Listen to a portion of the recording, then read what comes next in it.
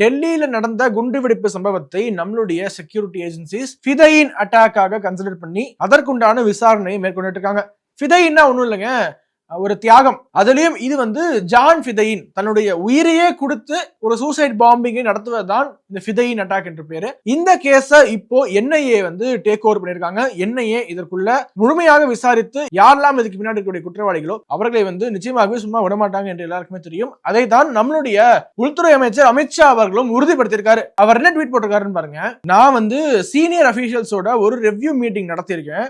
அவங்கள்ட்ட கிளியரான இன்ஸ்ட்ரக்ஷன்ஸ் கொடுத்திருக்கேன். இதுக்கு பின்னாடி இருக்கக்கூடிய ஒவ்வொரு கல்பிரிட்டும் அதற்குண்டான விலையை அவங்க கொடுக்க வேண்டும். Everyone involved in this act will face the wrath of our agencies. அதுவும் full wrath of our agencies என்று போட்டிருக்காரு. இந்தியாவுடைய செக்யூரிட்டி ஏஜென்சிஸ்னா என்ன, அவங்களால என்ன செய்ய முடியும், ஒரு முறை இந்தியாவை தொட்டால் அதுக்கு என்ன விலை கொடுக்க நேரிடும் என்று தீவிரவாதிகள் இனிதான் உணர போறாங்க. ஒரே ஒரு முறை இந்தியாவை தொட்டாங்க, அங்க இருக்கக்கூடிய தீவிரவாத கூடங்கள், பாகிஸ்தானுடைய ஏர் பேசஸ், பல தீவிரவாதிகள் மண்ணோடு மண்ணானாங்க. இந்த முறை இந்தியாவுடைய கேபிட்டல் ரீஜன்ல செங்கோட்டைக்கு அருகே இவங்க இவ்வளவு பெரிய ஒரு அட்டாக்க திட்டமிட்டு நடத்திருக்காங்கன்னா அந்த தீவிரவாதிகளுக்கு என்ன கதி நேரிடும், அவங்களுக்கு பின்னாடி இருக்கக்கூடிய பேக்கர்ஸ் அவங்களுடைய நிலைமை நினைச்சு பார்த்தா ஒட்டுமொத்தமாக இவர்களுக்கு ஒரு பதிலடி இந்தியாவின் தரப்புல கொடுக்கப்படும். இனியும் இந்தியாவின் பக்கம் தலை வைத்து கூட படுக்க இவங்க எல்லாருமே அச்சப்படுற அளவுக்கு ஒரு ரெஸ்பான்ஸ் நிச்சயமாகவே இருக்கும். அதை தான் பாரத பிரதமரும் பூட்டான்ல இருந்து சொல்லியிருந்தாரு. முன்னாடியே ஒட்டுமொத்த அரசாங்கமும் ராஜ்நாத் சிங் அவர்கள் இருந்து, அமித்ஷா அவர்கள் இருந்து, நரேந்திர மோடி அவர்கள் இருந்து, பார்லிமெண்ட்ல இருந்து வெளியில வரைக்கும் எல்லா பொது மேடைகள்ல ஸ்பீச்சஸ்ல சொல்லியிருந்தாங்க, operation Sindoor is just on a pause, it has not ended. அந்த பாஸ் பட்டனை திரும்பி பிளே பண்ண ரொம்ப நேரம் ஆகாது. மோடி அவர்கள் அவ்வளவு சீக்கிரமா ஒரு ப்ராமிஸ் பண்ண மாட்டாரு. அப்படி பண்ணிட்டா அந்த ப்ராமிஸை நிச்சயமாக நிறைவேற்றுவார். இப்படிதான் terrorism will not go unpunished என்று சொன்னாரு, அதை செய்து காட்டினாரு. மீண்டும் இப்பொழுது இதுக்கு பின்னாடி இருக்கக்கூடியவர்களுக்கு ஒரு எச்சரிக்கை விடுத்திருக்காரு. Already any act of terror will be considered as an act of war என்று இந்திய அரசாங்கம் சொல்லியிருந்தது. So this is an act of terror which should be considered as an act of war. இயல்பாகவே this should be considered as an act of war. அப்போ India எப்படி response கொடுக்கும் என்று நினைச்சு பாருங்க. பாகிஸ்தானுடைய அழிவுகாலம் மற்றும் பாகிஸ்தானி பேஸ்ட் டெரரிஸ்டுடைய அழிவுகாலம் நெருங்கி விட்டது. இனிமேலும் இதை இந்தியா பொறுத்து கொண்டு இருக்காது. இப்ப பாகிஸ்தான் என்ன பண்ணிருக்காங்க பாருங்க. பாகிஸ்தான்ல ஒரு சூசைட் பாம் அட்டாக் நடந்திருக்கு. எங்க? இஸ்லாமாபாத்ல நடந்த சூசைட் அட்டாக்ல 12 பேர் இறந்து போயிருக்காங்க. 21 பேருக்கும் மேல காயம் அடைஞ்சிருக்காங்க, படுகாயம் அடைஞ்சிருக்காங்க. இதற்கு காரணம் யார் தெரியுமா? இந்தியா தான். ஷெஹபாஸ் ஷெரீப் ஆல்ரெடி இப்படி ஒரு நரேட்டிவ் ஆரம்பிச்சிட்டாரு. இது எதற்கான ஒரு நரேட்டிவ்னு பாருங்க. இப்போ இல்லங்க, ரொம்ப நாளாவே பாகிஸ்தான் என்ன பிளே பண்ணதுன்னா நாங்களும் விக்டிம்ஸ் ஆஃப் டெரரிசம் தான் அப்படிங்கறத அவங்க சொல்றாங்க. Both India and Pakistan are victims of terrorism அப்படிங்கிறாங்க. எப்படி இருக்க முடியும்? How can both the countries be victims of terrorism? ஒரு நாடு இந்தியா தீவிரவாதத்தால பாதிக்கப்பட்ட நாடு. ஏன்னா கிராஸ் பார்டர் டெரரிசம்னால அவங்க இங்க அனுப்பிச்சுக்கிட்டே இருக்காங்க, தீவிரவாதிகளை ஊடுருவ செஞ்சுக்கிட்டே இருக்காங்க. எப்போ சுதந்திரம் வாங்கினதுல இருந்து இப்ப வரைக்கும் ஊடுருவல் நடந்துகிட்டே இருக்கு. இன்னொரு பக்கம் பாகிஸ்தான் எப்படி விக்டிம் ஆஃப் டெரரிசமா இருக்க முடியும்? இந்த உலக தீவிரவாதத்தினுடைய பிரீடிங் கிரவுண்ட் எதுன்னு கேட்டா பாகிஸ்தான். உலகத்துல எங்க ஒரு அட்டாக் நடந்தாலுமே அதோடைய ஸ்ட்ரிங்ஸ் ஆட்டோமேட்டிக்காகவே பாகிஸ்தானுக்கு கொண்டு போய் கனெக்ட் ஆகும். அப்படி ஒரு ட்ராக் ரெக்கார்டு இருக்கக்கூடிய பாகிஸ்தான் இந்தியாவில பல்வேறு தாக்குதலை செய்து அப்பாவி பொதுமக்களை கொன்று குவித்த பாகிஸ்தான் எப்படி விக்டிம் ஆஃப் டெரரிசமா இருக்க முடியும்? இத பாகிஸ்தான் சொன்னா பரவாயில்லைங்க, இந்தியாவில் இருக்கக்கூடிய ரொம்ப ரொம்ப ரொம்ப ரொம்ப முக்கியமான ஒரு தலைவர் அவர் பாகிஸ்தானுக்கு போய் we both are victims of terrorism அப்படின்னு சொல்லிட்டு வந்தாருங்க. அப்படி ஒரு அவலம் இந்த நாட்டுல நடந்தது. அவரை இந்த நாட்டுல மிக உயரிய பொறுப்புல அமர வச்சிருந்தோம். சோ இப்போ ஷெஹபாஸ் ஷெரீப் பாகிஸ்தான்ல நடந்த சூசைட் அட்டாக் காரணம் இந்தியா தான் என்று சொல்வதன் மூலமாக என்ன நிறுவ விரும்புகிறார் என்றால், நேத்திக்கு என்ன நடந்திருக்கு? டெல்லியில பாம் பிளாஸ்ட், இன்னைக்கு இஸ்லாமாபாத்ல பாம் பிளாஸ்ட். இந்தியாவுடைய தலைநகர்ல ஒரு பாம் பிளாஸ்ட், நேத்திக்கு பாகிஸ்தானுடைய தலைநகர்ல ஒரு பாம் பிளாஸ்டா?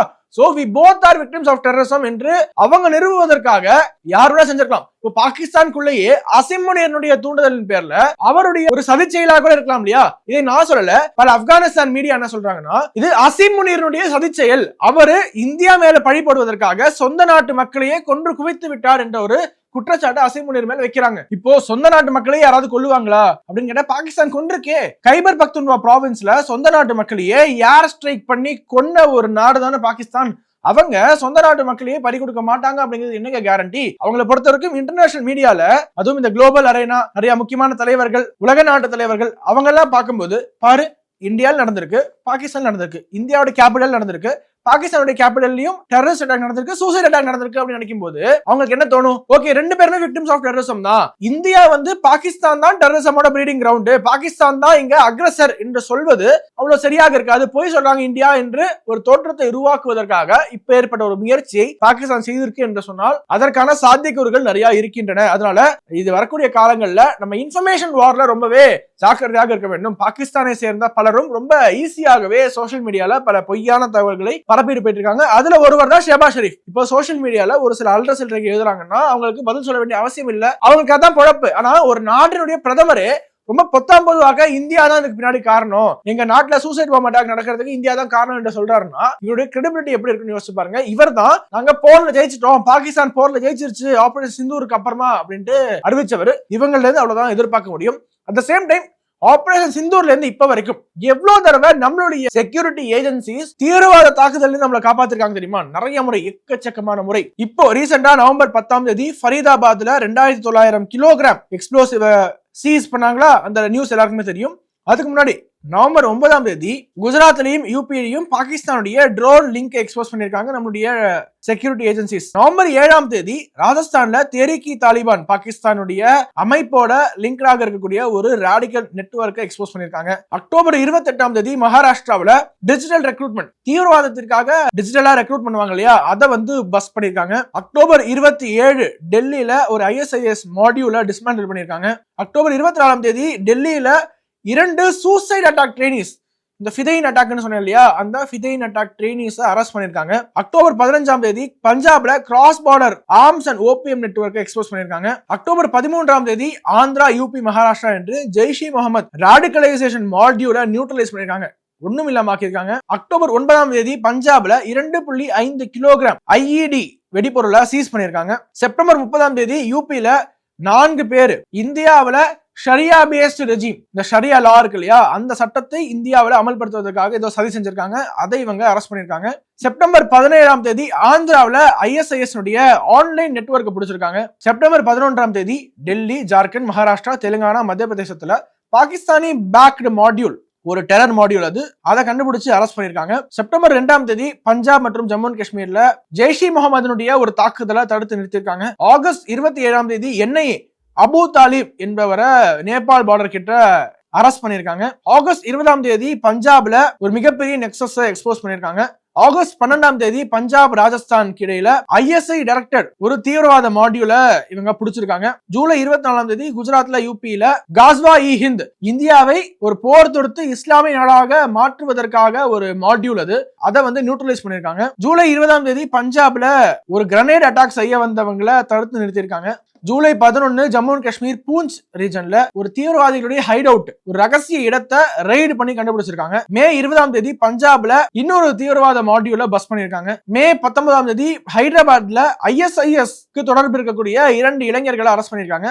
மே 11 வெஸ்ட் பெங்கால்ல லஷ்கர் இ தொய்பா பாகிஸ்தான் நெட்வொர்க்கை இவங்க ஸ்மாஷ் பண்ணிருக்காங்க. எல்லாம் நம்மளுடைய பாதுகாப்பு செக்யூரிட்டி ஏஜென்சி செய்தது. ஆனாலும் தீவிரவாதிகள் 100 முறை முயற்சி செய்தாலும் 100 முறையும் நம்மளுடைய பாதுகாப்பு படையினர் அதை வந்து தடுத்து நிறுத்தணும்.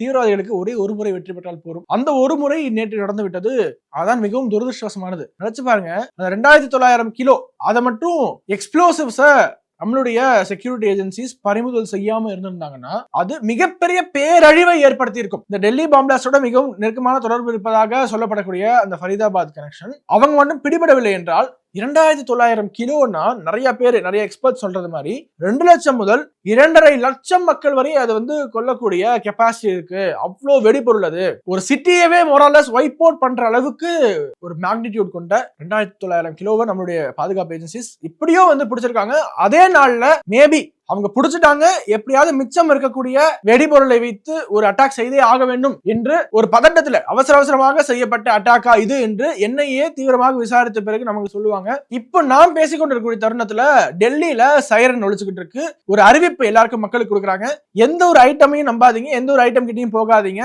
எதையும் போய் தொடாதீங்க, எது வேணாலும் ஒரு வெடிகுண்டாக இருக்க வாய்ப்பு இருக்கு என்று மக்களை எச்சரிச்சிட்டு இருக்காங்க அரசாங்கம்.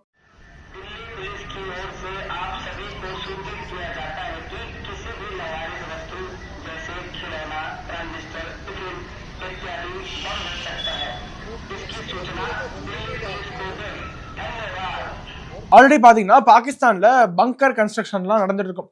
பங்கர்னா அந்த பதுங்கு குழி. ஏன்னா இந்தியா எப்போ அட்டாக் பண்ண போறாங்க என்று தெரியாது. சோ இப்பவே பங்கர்லாம் கட்டி உள்ள போய் பதுங்கிடுவோம் என்று தீவிரவாதிகள் பாகிஸ்தான்ல சேர்ந்த முக்கியமான ராணுவ அதிகாரிகள் போய் பதுங்கி இருப்பாங்க. இன்னொரு முக்கியமான ஒரு ட்வீட் ஒன்று போட்டிருக்காங்க ஜெய்ப்பூர் டயலாக்ஸ். பாகிஸ்தானுடைய பல்வேறு ஏர் ரூட்ஸ் இருக்கு பாத்தீங்களா, பிளேன்ஸ் விமானங்கள் பறக்கக்கூடிய ரூட்ஸ், அது எல்லாமே டெம்பரரியாக க்ளோஸ்ட் ஆக இருக்கு. காரணம் பாகிஸ்தானி ஏர்ஃபோர்ஸ் ஒரு எமர்ஜென்சி எக்ஸசைஸ் கண்டக்ட் பண்ணிட்டு இருக்காங்க. அவங்க போர் ஒத்திகை பார்த்துக்கிட்டு இருக்காங்க என்று அவங்க போட்டிருக்காங்க.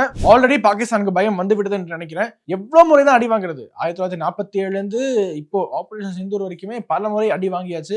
இப்ப தயாரா இருப்போம் அப்படின்னு தயாரா இருக்காங்க. அதோட உள்ளூர்லயும் பாத்தீங்கன்னா நிறைய தேச விரோதிகள் இந்த டெல்லி பாம் பிளாஸ்ட் கேஸ் தொடர்பாகவே புல்வாமாவில் இன்னொரு டாக்டரை அரெஸ்ட் பண்ணிருக்காங்க. அந்த டாக்டரோட பேரு சஜத் அகமது மல்லா என்று பேரு. இவரும் ஃபரீதாபாத் ஹாஸ்பிட்டல்ல வேலை பார்த்திருக்காரு. இந்த ஃபரீதாபாத் ஹாஸ்பிட்டல்ல தான் இந்த Delhi bomb blast suspect Umar Nabi இருக்காரு இல்லையா, அவரும் எம்ப்ளாய்டாக இருந்திருக்காரு. சோ இது வரைக்கும் அரெஸ்ட் ஆன டாக்டர்ஸ் பாருங்க, doctor Shaheen, doctor Adnan Ali, doctor Abdul Rahman, Ishtiaq Ahmed, doctor Muzammil Shakeel, doctor Mohammed Umar, doctor Adil Ahmed Rather, doctor Ahmed Mohiuddin Syed. So இவ்வளோ டாக்டர்ஸ் படித்தவர்கள் இந்தியாவுக்கு எதிராக இந்திய மக்களை கொள்வதற்காக சதி செஞ்சுக்கிட்டு இருக்காங்க. நம்மளோடய இருந்துகிட்டு சக இந்தியர்கள், இன்னும் ஒரு சில சக இந்தியர்கள், நான் போன போஸ்ட்லயே சொன்னேன், இந்தியாவுக்குள்ளேயே இருந்துகிட்டு ஹாஹா ரியாக்ஷன் போட்டுக்கிட்டு இந்திய மக்கள் செத்து மடிந்ததை கொண்டாடிக்கிட்டு இருக்காங்க என்று அவர்களுக்கு எதிராக ஒரு கடுமையான நடவடிக்கை வேண்டும் என்று சொன்னோம். அஸ்ஸாம் போலீஸ் ஹிமந்தா பிஸ்வா சர்மா அவர்களுடைய உத்தரவின் பேர்ல ஒரு ரிட்டையர்ட் ஹெட் மாஸ்டர் நாருல் இஸ்லாம் பார்புயா என்று பேர், அவர் பேரு, இவர் அஸ்ஸாமுடைய சில்சார் பகுதியை சேர்ந்தவர். இவரை அரெஸ்ட் பண்ணிருக்காங்க. ஏன்னா இந்த டெல்லி ஃபோர்ட் பாம் பிளாஸ்ட் இருக்கு இல்லையா, இத ஒரு எலெக்ஷன் ஸ்டண்ட் என்று சொல்லியிருக்காரு. இப்ப நம்ம ஊர்ல கூட நிறைய பேரு இது ஒரு எலெக்ஷன் ஸ்டண்ட் என்று சொல்லிட்டு இருக்காங்க. பீகார் எலெக்ஷனுக்காக மோடி தான் இப்படி பண்றாரு, டெல்லியில பாம் பிளாஸ்ட் பண்றாரு என்று சொல்லிக் கொண்டு இருக்கக்கூடியவர்களுக்கு இதே நிலைமை ஏற்பட வேண்டும். அஸ்ஸாம் போலீஸ்க்கு ஒரு வேண்டுகோள், நாடு முழுக்க இது போன்ற பல தேச விரோதிகள் இருக்காங்க. பிஎன்எஸ் சட்டம் இன்னும் மற்ற சட்டங்கள் நாடு முழுக்க ஒரே மாதிரி சட்டங்கள் தான். நீங்க அங்க வழக்கு பதிவு செய்து கூட இங்க அரெஸ்ட் பண்ணலாம். சோ ஏன்னா தமிழ்நாட்டுல இருந்து போய் குஜராத்ல இருந்து ஒரு பாஜக தொண்டரை அரெஸ்ட் பண்ணி கொண்டு வர முடியுது உங்களால, அஸ்ஸாம் போலீஸால இங்க வர முடியாதா? நிறைய பேர் இங்க அரெஸ்ட் பண்ண வேண்டியிருக்கு, சீக்கிரமா வாங்க அரெஸ்ட் பண்ணிட்டு போங்க என்ற ஒரு வேண்டுகோள் தான் மீண்டும் நம்ம அஸ்ஸாம், யூபி போன்ற போலீஸ் கிட்ட நம்ம வச்சுக்கிறோம். பேசு தமிழா பேசு சேனலுக்கு ஆதரவு தந்து கொண்டு இருக்கக்கூடிய பார்வையாளர்களுக்கு வணக்கம். அரசியல் ஆன்மீகம்னு மட்டும் இல்லாம இப்போ ஹெல்த்லயும் நம்ம வந்தாச்சு. ஹெல்த் சம்பந்தமான பிரச்சனைகளுக்கும், ஹெல்த் டிப்ஸுக்கும், ஹெல்த் கேருக்கும், இல்ல ஹெல்த் பத்தி ஏதாவது தெரிஞ்சுக்கணும் அப்படின்னு நினைச்சீங்கன்னா ஹெல்த் குரு சேனல் கண்டிப்பா உங்களுக்கு யூஸ்ஃபுல்லா இருக்கும். பேசு தமிழா பேசு சேனலுக்கு கொடுக்கக்கூடிய இதே சப்போர்ட்டை ஹெல்த் குரு யூடியூப் சேனலுக்கும் கொடுத்து அந்த சேனலை சப்ஸ்கிரைப் பண்ணி உங்க நண்பர்களுக்கு ஷேர் பண்ணும்படி கேட்டுக்கிறோம். நம்ம ஹெல்த் குரு சேனலோட லிங்கை டிஸ்கிரிப்ஷன்ல தரோம், மறக்காம செக் பண்ணி பாருங்க.